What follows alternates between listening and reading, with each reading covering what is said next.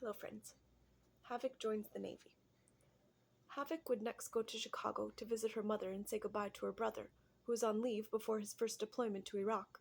When he went back to Camp Pendleton to prepare for deployment with 3-1, she decided to join the military and try to be stationed near him. Her mother took her to the Marine recruiters, but they told her she couldn't be stationed with her brother because females were not allowed in the infantry. They could, however, offer her honor, courage, and commitment. Since she had courageously just escaped from the psycho that she had been faithfully committed to for the last 3 years and was trying to honor her brother by joining the military, she knew that these were traits she had already possessed. What she needed was to get to her brother. So she went to speak with the Navy recruiter. He looked like Jeff Goldblum and would try to sleep with her, but he had the magic words she wanted to hear. "I can get you stationed with your brother, no problem. You just sign up to be a corpsman or a religious program specialist and go Greenside Navy. They will send you where you want to go." She disclosed her status as a drug addict from 16 years old until she left the monster a few months before. She had quit everything cold turkey except for her Marlboro Reds. He told her that was no big deal and not to disclose that to the MEPS doctor no matter what. He also informed her that she would have to lie about the scars on her arms so she could pass the mental health exam. She did as she was told.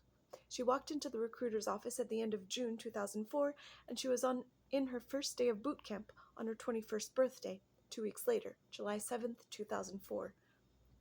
Her last 4th of July as a civilian was a very memorable one. Fireworks in Chicago with her mom, stepdad, and recruiter. The magic of freedom had never been so real. Boot camp was a breeze, except that they took away her Marlboro Reds and forced her to run everywhere she went. They called this double time, and her 2-pack-a-day lungs did not appreciate this. They also tried to take her MOS from her, saying it was closed to females and they didn't know how her recruiter had gotten her the job. She cried and explained to the chaplain that she just wanted to be stationed with her brother, and this was the job that she needed to attain that goal. The chaplain decided to let her keep her job. She went to her A school in Meridian, Mississippi, lived in nice dorms, and ate marvelous food in the galley. She no longer had to double time everywhere she went and was allowed to smoke again. Then she went to Greenside Navy and was sent to Camp Lejeune, North Carolina, to attend Field Med Service School, aka mini Marine Corps boot camp for Navy corpsmen and RPs. She now wore camis, went to the range, lived in the field, learned how to clear buildings, speak Marine jargon, hump for miles with heavy packs full of gear, and hydrate. She did muddy obstacle courses and learned McMap and learned how to be the chaplain's bodyguard if she ever deployed with her Marines.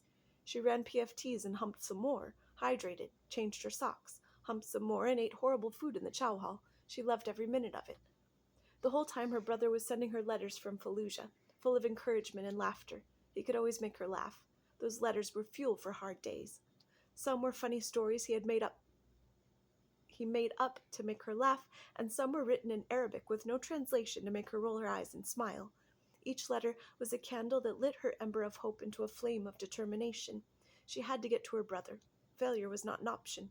She graduated FMSS and was sent to her first duty station on Camp Pendleton. She would first go on leave to spend time with her father in Missouri. Her dad was a Navy veteran, and she was so proud to go home to him as a sailor. She showed up for duty on Mainside Camp Pendleton and worked as the RP at the Marine Memorial Chapel. She lived in the barracks with headquarters and support battalion Marines and spent most of her free time at the smoke pit, drinking with her Marines. She was on the other side of base from Camp Horno, where her brother was living, and she got to be there when he returned from Iraq with 3-1. The feeling of joy and overwhelming thankfulness that she experienced when she saw him march onto the grinder in formation with 3-1 Kilo Company was one of the happiest moments of her life. She screamed his name as loud as she could from the crowd and could hardly keep herself from running out to meet him. She would remember his smile upon seeing her and that hug that said, "I'm home. I'm safe. You can breathe again." Every moment leading up to that day had been worth it. To stand on that grinder, brother and sister in uniform, to know she had not let him down.